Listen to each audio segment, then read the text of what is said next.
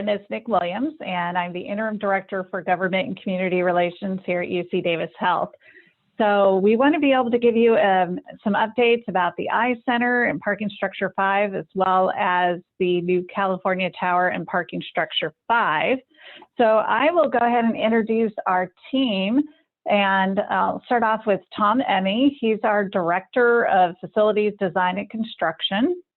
And then Jill Tomczyk will talk about the replacement hospital tower, and she is the Associate Director for our Facilities Design and Construction. And then we have Matt Dulcich, who's on the line. Matt is our Director of Environmental Planning, and he's also our Manager of Local Government Relations at UC Davis.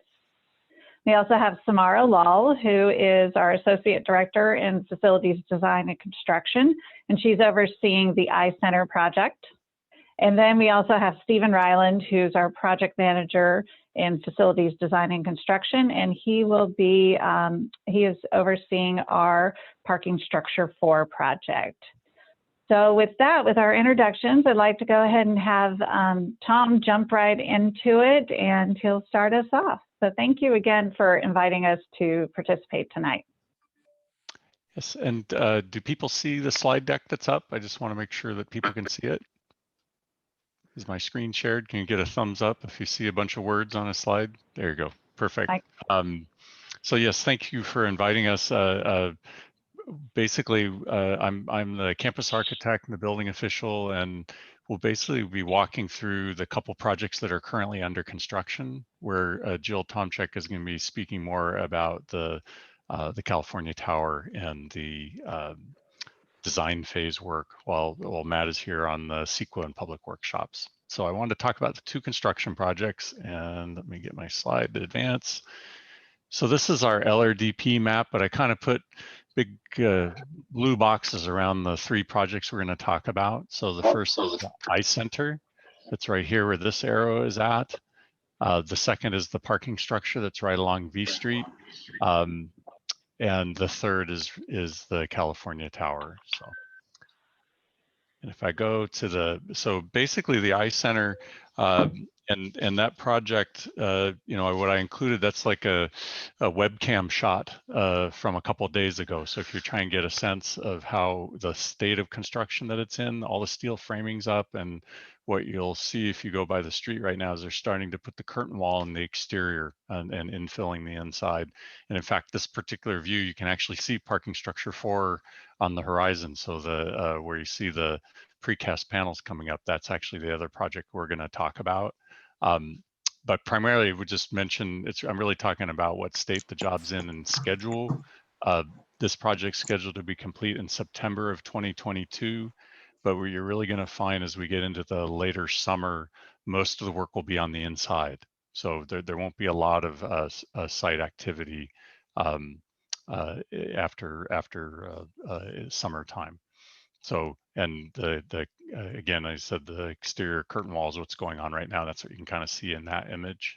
And for people that don't know the project, this is a 57,000 square foot clinical services project that's in addition to the ACC, or I don't know, Samara, I always forget its real name. What people, it's the Ellison building. It has, our buildings have many names, but that one might be more familiar to you folks. The parking structure, which that shot on the right is from last week as well. And this is a precast concrete structure that aligns V Street. And I took a walk there last week. You're starting to see those panels go up. And V Street is the side that has the landscape setback, a 40-foot setback. And the one thing that's unique about this project is, all the precast comes from Woodland. So, when we selected this team, most of these panels are actually, and even the structural framing members are all cast in place in Woodland and then brought on site. So it's kind of a Tinker Toys thing. You're seeing it actually goes up very fast right now because all those panels are going up. So you'll definitely see a building shaping up, and you're starting to see that right now. This is another one that its schedule shows completion in February of 2022. But again, the outdoor activity is, a lot of that is done as you get towards late summer. So it'll be heavy activity now, but it'll start lightening up as the balance of that work gets done. And I think we're gonna, because we will take questions at the end, if that makes sense, so that we can get to the bed tower piece. So I am, unless you guys want to stop me now, I'm going to hand off to Jill so that she can talk about the bed tower. If that's all right. So with that, Jill. Okay. Again, Jill Tomczyk with Facility Design and Construction, and I met some of you the last time when we just did a real brief introduction to this project. So I'm just going to walk you through some of the high-level basics and give you a sense of where we are in the process right now, and then also what's coming up in the next couple of years. So the image on the lower left there is an aerial photo looking down onto the hospital as it is today, and the yellow tower and small pavilion building that you can see there is the California Tower. It has a name now. I think the last time I was here visiting you all, I might have just referred to it as the replacement hospital tower, which it is. It's replacing beds. It's replacing beds that are currently in the north-south wing and the east wings of the tower that are on the far west side of the complex, and this tower is going to be located here on the far east side. It really lands right on the parking lots that flank the ED entrance there now, if you're familiar with that end right there. And it'll sit right on the corner there of X and 45th Street. It's a 16-story tower. It has 11 floors of beds, and then the lower level floors are all operating rooms and support spaces to help support all of those ICU capable beds. So currently that image shows the height and the configuration of the tower that fits about 400 new beds. And again, they're replacement beds for the beds that are coming down in those previous towers that I just mentioned. And then the pavilion building there that you can see kind of the suggestion of some trees up there. And you're not imagining things. That is a roof garden. It's the suggestion of a roof garden that there's a small one there and then one there as well where the mouse is hovering over. It's a large space on the top of a lower level building that's connected to the tower. And it's a really good opportunity to do something that a lot of medical centers offer, which is an outdoor space. There's still a lot of ideas being programmed there for exactly how those types of spaces will be used. Those are attached to the building, but if you just go right outside of the building footprint, there are a lot of green spaces that are created by the building landing here, one of which includes that 40-foot setback that Tom was describing in relationship to parking structure 4 also exists. It actually extends all the way down V Street to that side of the hospital, as well as that side of the other yellow box on this page, which is parking structure 5.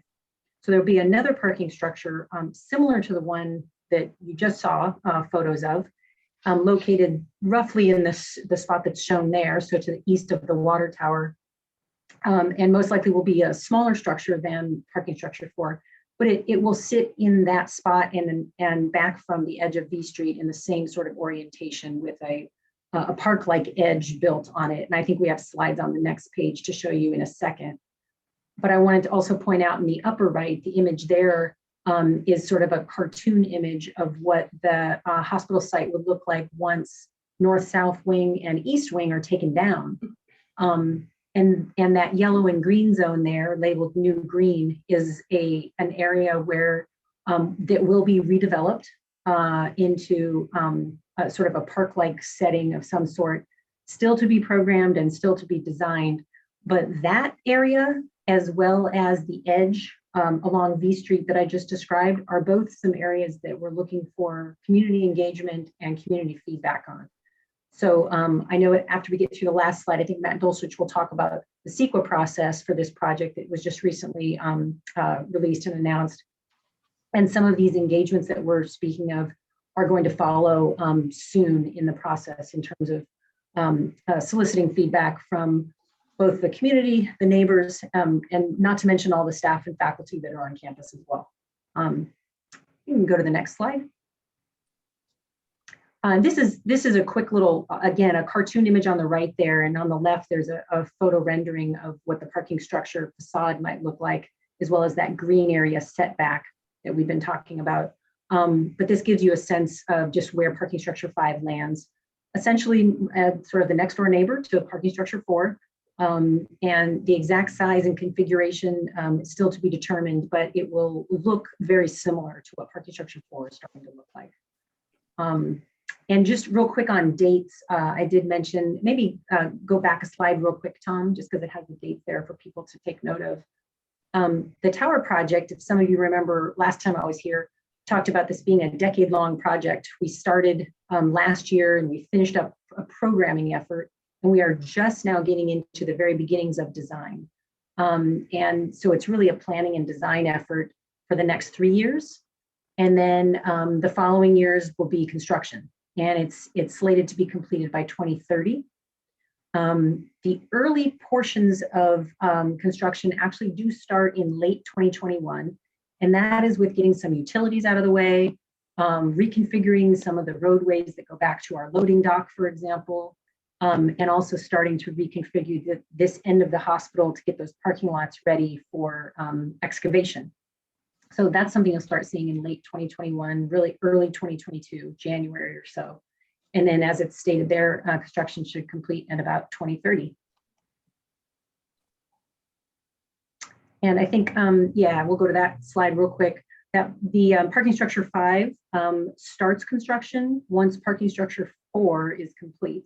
So that should start somewhere in early 2022, and it takes about 15 months or so to complete. So it'll be about a 15-month construction process.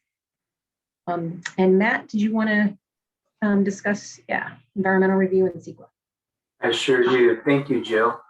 And yeah, I'll just talk a little bit about our environmental review process. And many of you would know that from what we typically hear that a city council or a planning commission would consider a document called the Environmental Impact Report. And just like a city, the university is required to comply with a state law that's called the California Environmental Quality Act, CEQA. And you may have also heard some of our announcements last year as we were doing the EIR for the Aggie Square project and the overall campus long-range development plan. And now with this design effort for the replacement hospital tower, the California tower, we're starting the EIR process for the replacement hospital tower. So we started on February 26th with some public notices and posting to our website what's called the Notice of Preparation. And that document is pretty short. It's really just an overview of the description of the project. And then it's a request for public agencies and the public to give us input on particular issues that seem relevant for analyzing in the EIR. So that as we conduct the technical analysis for particular issues like noise or air pollution, we have the input both from regulatory agencies and from the folks who live in the neighborhoods on specific issues that seem appropriate to be included in the EIR. So that's what the process we're working on now is this scoping effort with a notice of preparation. And that 30-day period will conclude on March 29th in a kind of interim step we have is called the public scoping meeting, and that will take place March 17th, another Zoom meeting, and we will be announcing some of the details. The details are on our website. The actual mechanism for signing up for that are going to be on our website that we can provide in the chat down below or follow up in an email, or it could help us get that out. So that's a March 17th Zoom meeting with the opportunity to learn more about the project, more for the general public. A lot of tonight's details will be duplicated in that March 17th meeting. And then the request that if you have comments on input for the EIR, that we get those by March 29th, so that we can then start the technical work on the EIR, draft environmental impact report. We will work on that and evaluate some of the technical issues, particularly noise and helicopters, and then issue for a 45-day period. I do hear another set of audio, but I think I'll try and just keep moving along. And if you do have a chance to check the mute setting, that might help us. I was saying the draft environmental impact report, it will be available for a 45-day public comment period. And that's the analysis that will really put forward our effort to analyze significant environmental impacts and then propose mitigation measures where we need to for those impacts, and look both at the site itself and then also for impacts that extend out into the neighborhood. So that's coming up in the end of spring, early summer is the release of our draft environmental impact report. So I did want to mention, just in terms of overall input, this is one opportunity, and it's the formal CEQA process for providing public feedback on university projects is the CEQA process. We have two other mechanisms that are coming up, and Jill kind of mentioned these. One is design and the issue of neighborhood edges and campus edges with the V Street landscaping and then the public plaza, the open space that will extend from V Street down towards Stockton Boulevard. We anticipate holding some public workshops and really asking for feedback on kind of amenities that the neighborhood would like to see in that new plaza, issues that should be part of the design process, and then eventually sharing some draft concepts and getting feedback on those concepts. So that's another set of public workshops. We don't have dates yet, but we will, of course, announce them through the Elmhurst Neighborhood Association communication channels.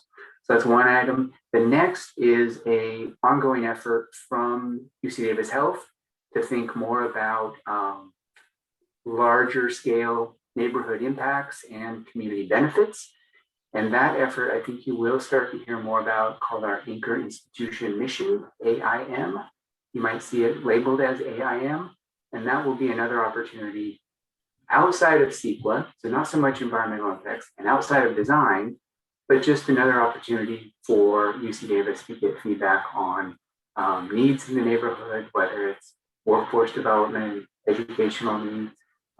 With the city, we're hearing more and more about housing needs, and trying to focus the UC Davis effort to be attentive to kind of what the community needs are, and then be ready as a partner if there are grant applications or other mechanisms that UC Davis can help with, being able to jump into those partnerships as well. So that's the third outreach and collaboration effort we'd like to mention. That is all the content that I have, and I think we're pretty much wrapping up.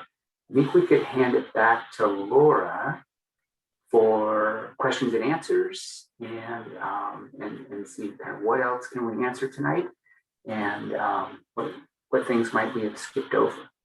So, and well, can you show? Can you stop the share screening? Okay. What? So, Deborah, are you on? I'm not really getting a good view here. Deborah, do you want to go ahead? Oh, I have a couple questions before others maybe as well have questions. How many floors is the California Tower supposed to be? It's 16 floors. And how many more floors is that from the existing tower? The Davis Tower is 14 floors, but 13 stories. It doesn't have a 13th floor. So it's about 3 levels higher than the Davis Tower. Okay. And in the NOP, I saw this yellow box in Exhibit 2. And the yellow box looks like it's right on the corner of V Street, I think, in that 45th, right across from the tower. And it says new emergency department ambulance parking. Can you maybe, or someone explain what that is? Is that actually the entrance to the ER? Or where is the entrance to the ER, I guess is the question. And do you want me to pull the map back up? Would that help? Or Yeah. Yeah, it was at Exhibit 2. It's hard to see that yellow line, actually. was just going to go to, And as Tom gets that ready, I'll jump in for Jill and say that yellow box is around the kind of north side of the new tower, sort of extending from the new tower out towards the 40-foot landscaping buffer. Right, and I'm looking at a different exhibit actually, but Yeah, I can help explain that though. it was this grassy area. It shows it as grass here, and maybe that's the intent. I was just curious. Yes, and know you're whether in it's here.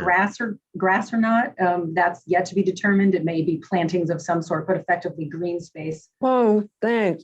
Oh, there, whoops. sorry, there we go. Yep. Um, trying to get it bigger so you can see it. It's yeah. right in here, right? So I'm not sure about the exhibit in terms of the line, but I can tell you that the new ED entrance, it will be along 45th Street. So to directly east of the tower, as you see, right where that cursor is, you can kind of see there's a bit of an indentation driveway there, which would be a drop off. Okay. Ambulances will come around the north like they do now, no closer than they do now. And what's yet to be determined and just designed, I'll say, is exactly how that landscape buffer will be designed, for lack of a better term, and developed so that it helps both with sound screening, noise screening, and visual screening of that end of the hospital. So that's all still under development. Okay, because those are the visual screening would be very important too. So no ingress or egress right there on V Street by the ambulances or other traffic? Definitely not from V Street. No, 45th is closed at V and it will remain closed. Yeah. Okay, but right now there's these wimpy little orange things there. Are they going to be there, or do you have something more substantial to prevent the traffic? Well, I can say we haven't designed it yet, but definitively there's an idea of something more substantial to prevent the traffic, and particularly looking at a way to at least visually give a sense that there's a continued landscape buffered edge there, even if some sort of access needs to be provided in an emergency case only. It's not intended to have any sort of daily traffic whatsoever by any vehicles. Okay, and then I noticed there's 4 heliports there. Are you not disbanding the ones on the Davis Tower, so you're actually increasing helicopter landing capacity? We are, because the new tower, and Matt, you jump in if you want to add anything to this. The new tower will have the vast majority of the ICU beds in it, so that those trauma cases are being brought down both to the emergency room at the base, as well as the operating level, which is at our 3rd level from the new tower. One of the 2 helipads that's on Davis Tower would be taken out of use, and one would remain, because in Davis Tower, that is where the pediatrics emergency services will be. So what I understand is there would be some rerouting between the 3 remaining helipads, depending on the actual case that comes in. And then, yeah, I'll ask more at the scoping. Lastly, does the project have a public art component in the budget? Yes, it will. Thank you. I have a question. You said the ambulances are coming in from the north of the new tower, so that is on the V Street side then? No, I'm sorry if that was confusing. No, they are coming in from X Street. They're turning up 45th, and then they are turning into the tower at that point, right where his cursor is going. Okay. I just had a question. Since the mass of the tower is on V Street, was there any thought about flipping it around so that the lower elevations are on V rather than this massive wall?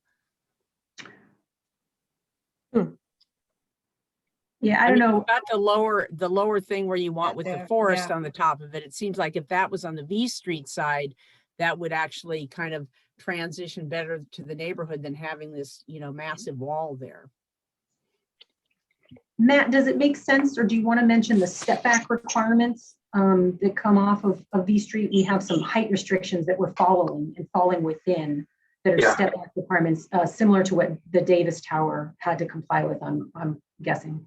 Yeah, absolutely, Joe. There are height setbacks and step backs, and the proposed design will look at those, and where necessary, we will be proposing an effort to increase those to accommodate the tower.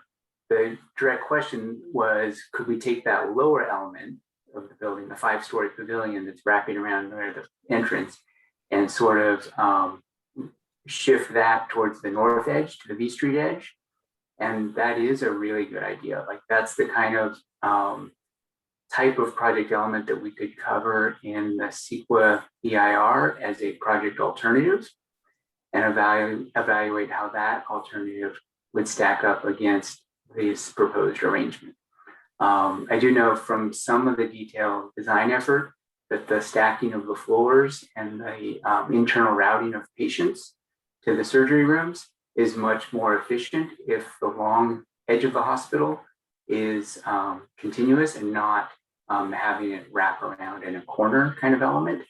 But that is a kind of consideration that we could map into the CEQA alternatives. And that's an exact kind of comment during the scoping period that's appropriate, and is the kind of thing that we would like to hear directly, is please include that as an alternative in the EIR. And I should have mentioned this earlier. We didn't set this meeting up to sort of serve as an intake for scoping comments. We do want scoping comments to come in writing, and that's listed on our EIR website for the California Tower. Okay. Hey, Matt, can I We make only have one comment sorry, in there? Tom, Okay, sorry. we only have a couple more minutes, so I just wanted to see if anybody else, and maybe we could take the screen down just to see if anybody else in the audience wanted to ask a question, because is anybody else wanting to, I guess you can raise your hand, although I've never figured out how to do that, but anybody else, or reactions? If you click on reactions, Stephen, you have a question, or that's clapping. Oh, sorry. Yeah, I had a question. How will the new parking structures impact access to the medical center from V Street around 51st and 49th? Let's say currently it's there's, I mean, probably 30% of the Elmhurst people work in the med center, and it's the current structure on 48th where it routes people. The current traffic flow routes people who are leaving, say, the eye center all the way down Stockton and T Street and all the way through Elmhurst, which is really counter, I think, to the goal of reducing traffic flow. So I wonder if you will, expand access to V Street on the northeast side, or how you'll affect that. Yeah, and I can answer. So 49th Street is one of the streets that is not owned by the university. That is a city street. And I know in the past we have tried to work with the city to, I know there's big questions from the Elmhurst neighborhood about whether or not that street could be closed off, similar to 45th and 48th Streets. What we are doing is when somebody exits our parking structure 2, which is adjacent to where the Ellison building is, we ask people, we have them, there's a little divider in the middle of 49th that was agreed to by the city to have people go right so that we could essentially get them to go back 2nd Avenue or go out to Broadway. Now, I know people do make the U-turns, but that's something that, would be another conversation to have with our city council members to see, if there's any future plans for that street. Does that answer your question? Yeah, and actually, I think I'm going to have to jump in here because we are over time. I would encourage people to put questions in the chat, and we will save the chat because we do have another presentation. Deborah, do you have any other things you want to put in here just before we wrap this up? Just anybody with any other comments, attend that Zoom scoping meeting, and if Laura or Matt, if you could just maybe send us that website again so we could put it up on our ENA website, that would be great. Great, thank you. And we will also send that out to the ENA, the listserv, so people will get a reminder about that. I believe it's the 17th is what we're talking about, right? St. So we Patty's Day, will do yeah. that. Yeah. Well, I want to thank you guys very much for coming. And again, if people have questions, please put them in the chat. Please do plan to attend that meeting. And I noticed there was also an email in here if people want updates. So we'll also put that on the ENA website so that people can follow up with that. I think with that, we're going to move to the sound wall update.